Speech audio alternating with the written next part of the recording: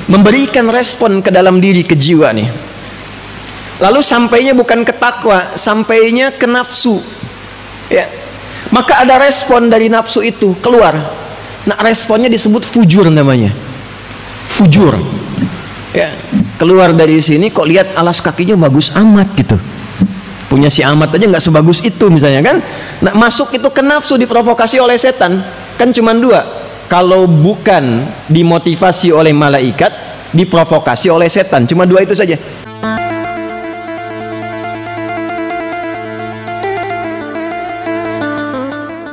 Tinggal sholat selesai.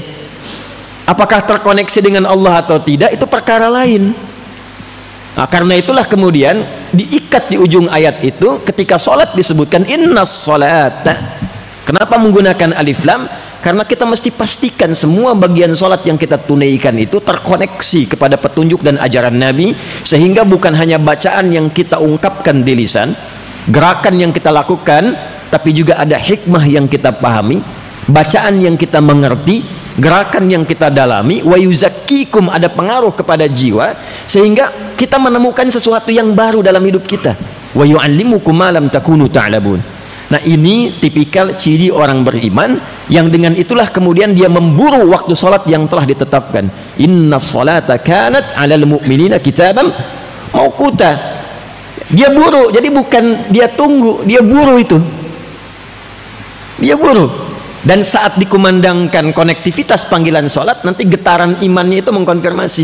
Itu yang dimaksud Quran surah ke-8 ayat yang kedua, Al-Anfal ayat 2. Innamal mu'minuna alladzina idza dzukirallahu wajilat qulubuhum. Pakai innama adatul hasri dalam ilmu nahwu itu untuk membatasi satu informasi. Sungguh ciri dasar orang beriman itu yang paling pokok sebagai berikut. Jadi kalau nggak punya ini, imannya dipertanyakan. Yang paling pokok, idza dzukirallahu, bila disebutkan nama Allah, wajilat qulubuhum, ada konfirmasi getaran iman dalam tubuhnya, dalam hatinya. Nah, untuk mengecek ada iman tidak dalam tubuh kita, untuk mengonfirmasi itu, maka diperdengarkanlah nama Allah itu konsekuensinya, supaya terdengar oleh telinga kita, tembus ke dalam hati kita, supaya dikonfirmasi oleh bagian iman, ada enggak nuklea iman dalam jiwa kita itu.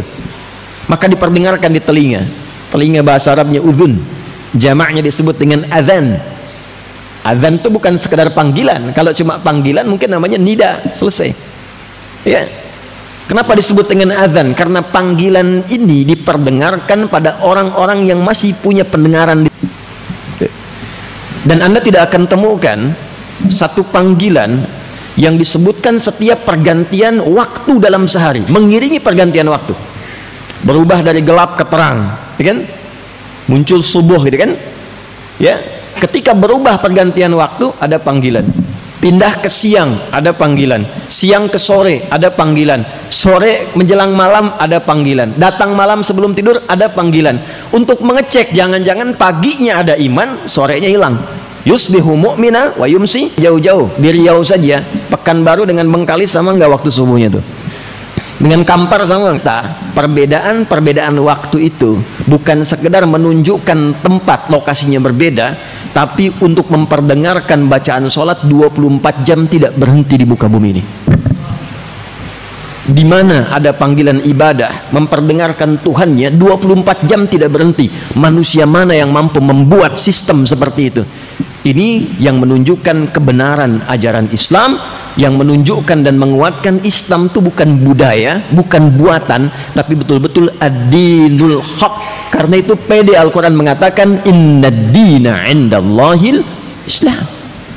Nah, cuma pertanyaannya bagi yang mengaku muslim itu, ketika sudah mengatakan beriman, konfirmasinya ada enggak? Maka sholat pertama dari bangun tidur, nah ini yang mau saya sampaikan. Dari bangun tidur kemudian kita terdorong untuk menunaikannya. Sholat pertama ini satu-satunya yang memiliki dua nama yang langsung disebutkan di Al-Quran, dan seluruh rangkaian namanya unik nanti ya. Jadi kalau ada kitab itu cukup bagus ya, misalnya Nadharat fi Ma'anis Shalah, ada Asrarus Shalah, dan beberapa kitab-kitab lainnya. Itu kalau kita ada kajian-kajian yang agak unik yang tidak banyak ulama mengkaji itu. Saya ambil contoh begini, Nanti saya balik ke waktu awal. Kalau siang itu bahasa Arabnya apa? Nahar kan? Nahar kas-sa'id. Ini kan banyak mubalik majlis tabligh ini. Nahar. Tapi kenapa sholatnya zuhur namanya? Kan? Sore itu apa bahasa Arabnya? Masa al-khair ya akhi. Kok sholatnya asar? Kok namanya asar? Padahal asar itu kan bukan sore. Al-waqtul ladzi yu'asiruna fa huwa asrun. Setiap momentum yang kita lalui namanya asar. Kok sore sholatnya asar? Maghrib menjelang pergantian. Kalau malam apa? Lail, tapi sholatnya isya. Apa kaitan isya dengan asya? Apa kaitan asya dengan ma'isyah? Itu semua nyambung. Tapi karena sekarang kultum, dan tadi dikatakan tausiah singkat, kan? Maka saya hanya akan buka bagian pertama saja. Kenapa sholat pertama itu subuh dan disebut juga dengan fajar? Kenapa ketika disebutkan fajar yang disebutkan Qur'annya? Kenapa ketika disebutkan subuh yang disebutkan tanafusnya?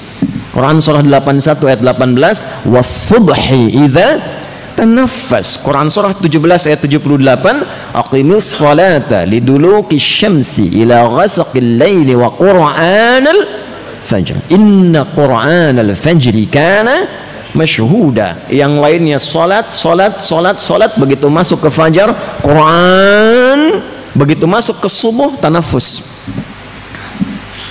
Pernah nggak kita kaji itu? Itu poin yang pertama dulu. Bapak Ibu sekalian, hadirin rahimani wa rahimakumullah. Saya mulai dari fajar dulu. Ada 3 kata dan 3-tiganya muncul di Quran.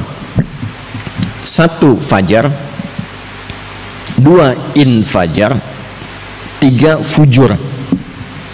Ya, fajar, infajar, 3 fujur. 3-tiganya punya akar kata yang sama, berasal dari huruf fa, jim dan ra. Yang asal mula katanya adalah sesuatu yang memancar, ya, terhadap respon dari satu hal. Jadi ada satu pancaran, ya, untuk merespon satu hal, keluar pancaran itu. Jika yang dimaksud responnya fisikal, keluar memancar secara material, itu digunakan kata infajar namanya. Contoh gini, Umri mau bor air nih, aksi sosial misalnya ke satu daerah, mau bor air. Ketika dibor, airnya keluar, memancar kan ke atas. Nah, itu namanya infajar, materinya keluar. Ya, contoh Quran surah kedua ayat 60. 12 kabilah suqizatmu supaya mengeluarkan 12 mata air langsung, supaya nggak rebutan 12-12 nih.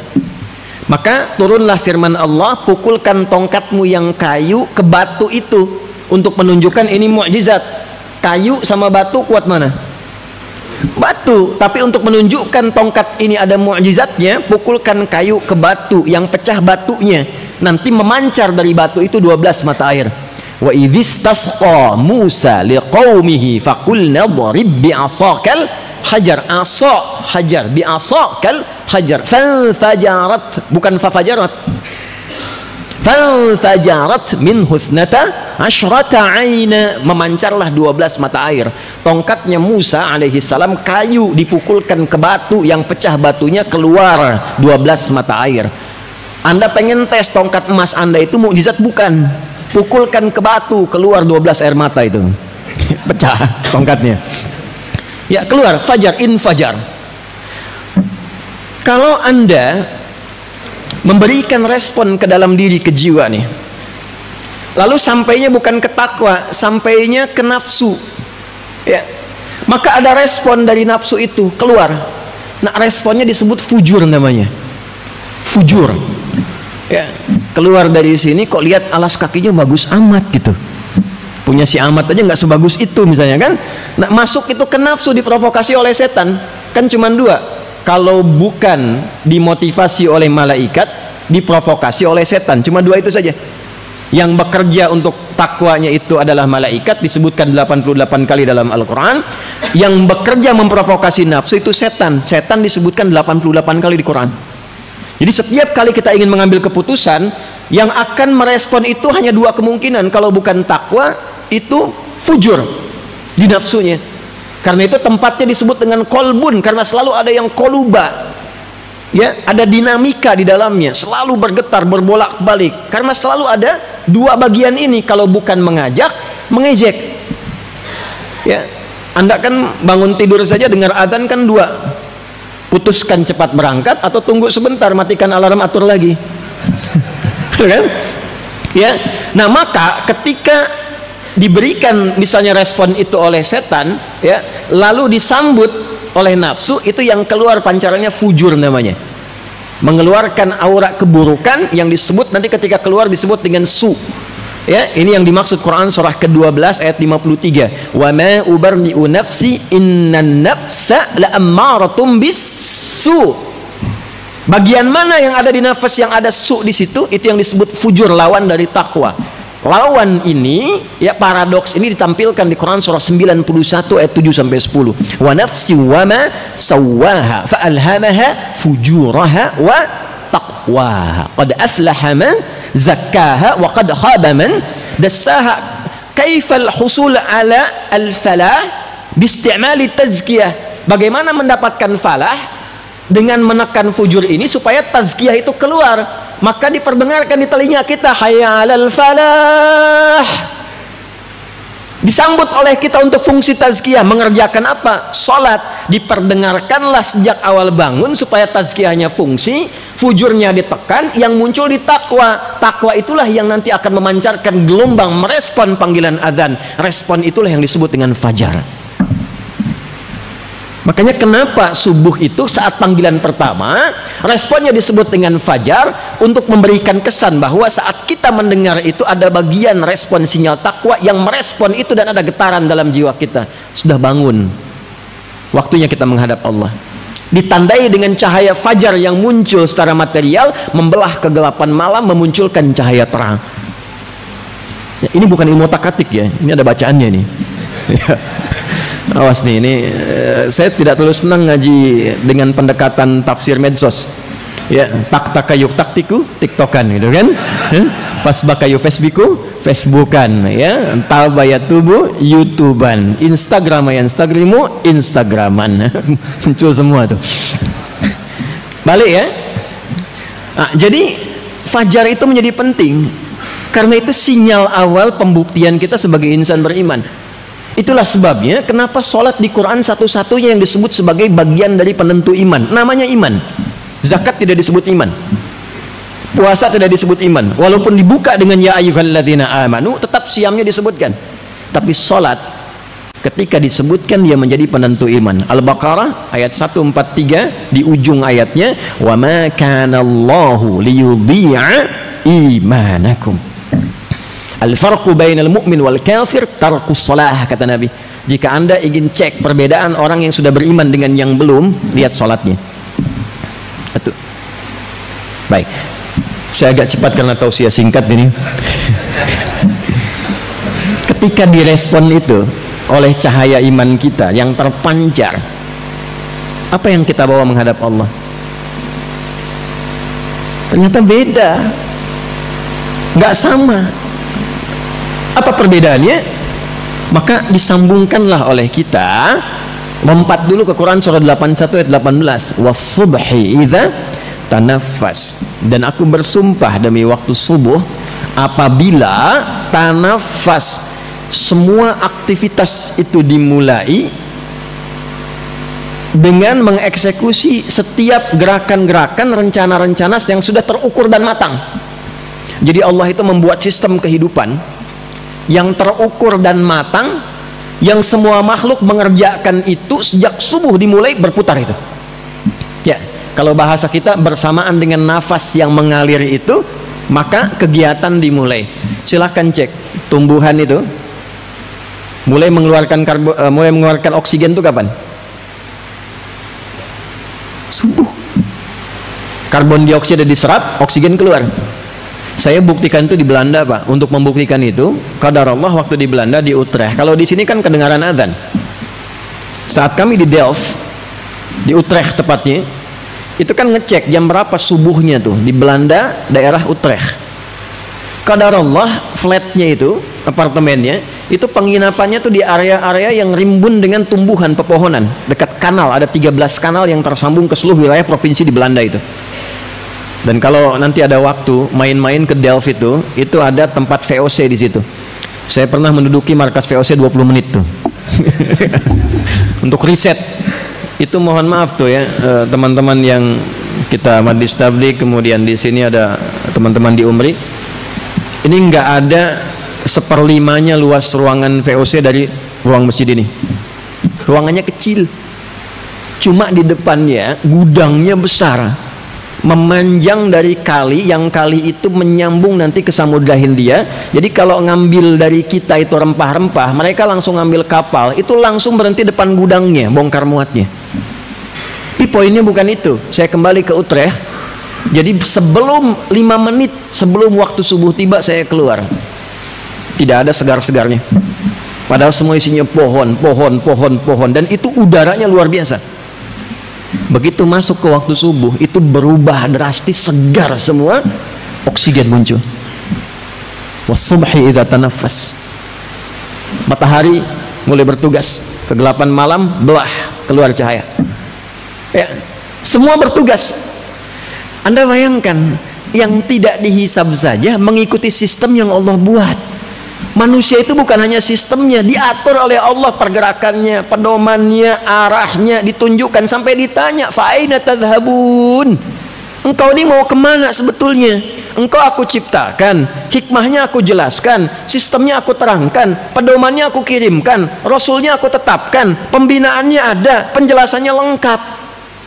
Tapi masih belum paham juga, masih belum dipilih juga. Engkau mau kemana? Kan?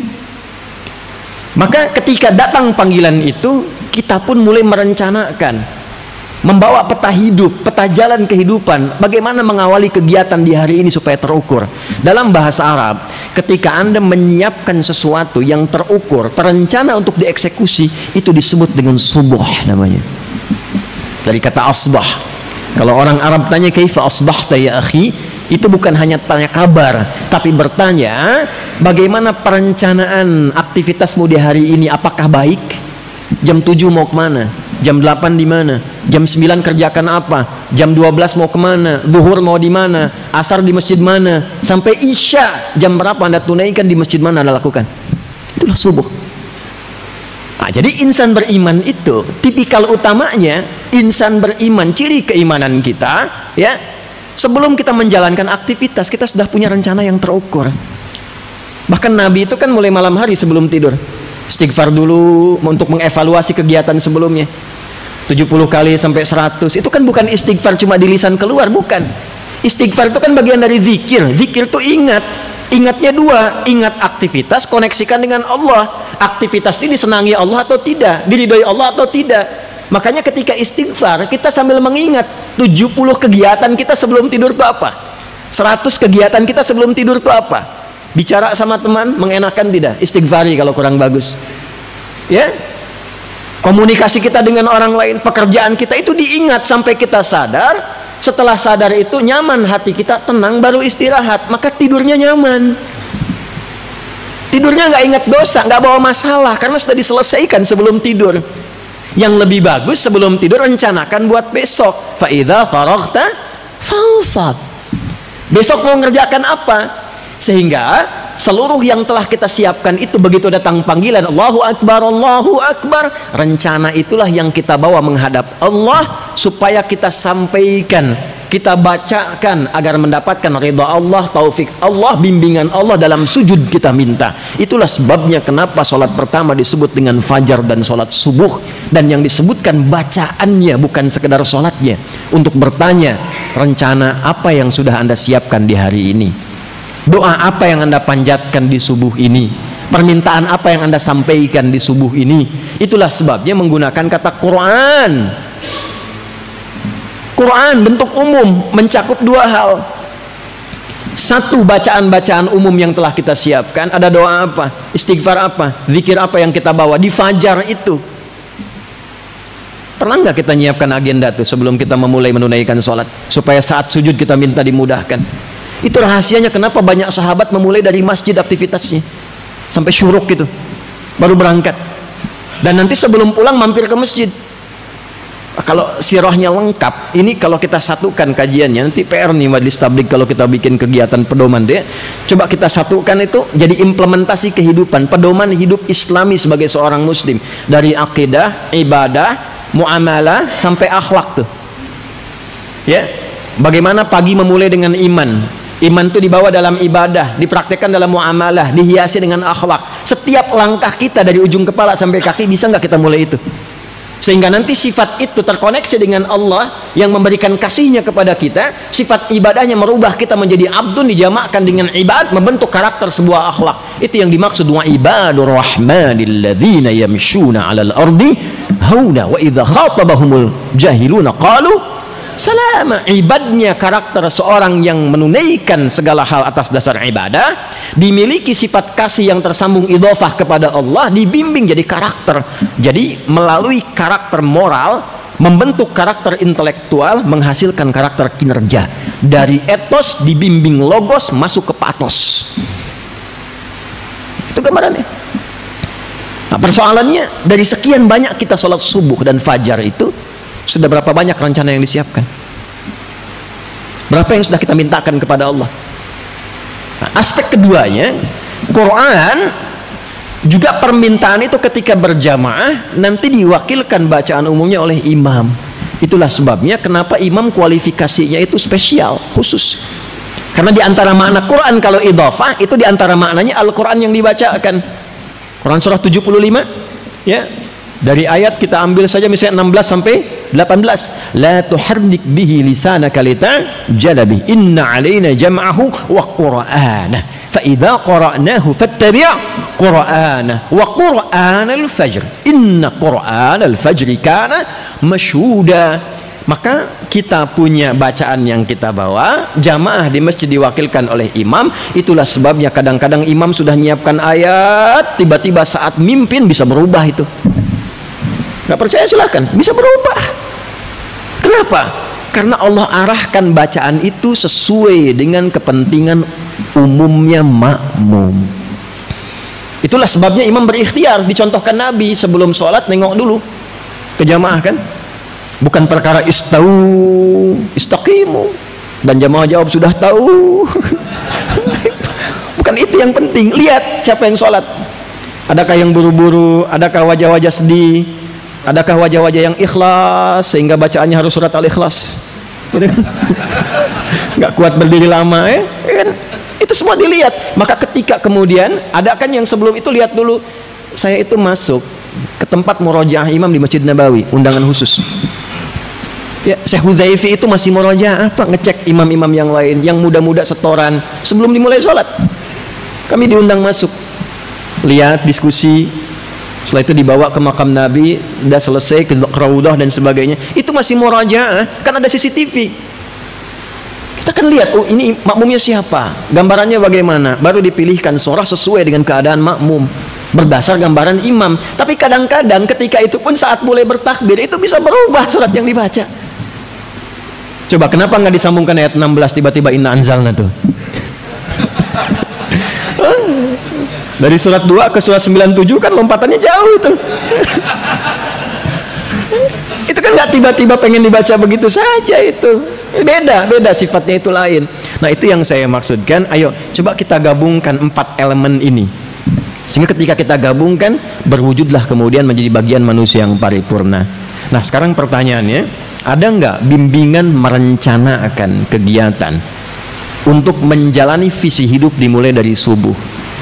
Nah itulah nanti yang akan kita bahas dalam bahasan khusus di sesi Majelis Tabligh setelah ini, supaya nanti kita punya pedoman yang akan ditebarkan kembali sehingga umumnya ya masyarakat Indonesia baik yang tergabung di Persyarikatan Muhammadiyah atau juga yang kawadir yang lainnya bisa mendapatkan manfaat dari kajian-kajian yang bisa kita rumuskan di kesempatan ba'da subuh ini.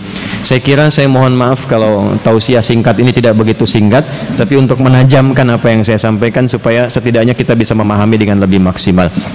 Subhanakallahumma rabbana wa bihamdika nashhadu an la ilaha illa anta nastaghfiruka wa natubu ilaik wa akhiru da'wana alhamdulillahi rabbil alamin. Nasrun minallah fatun qarib wa basyiril mu'minin. Assalamualaikum warahmatullahi wabarakatuh.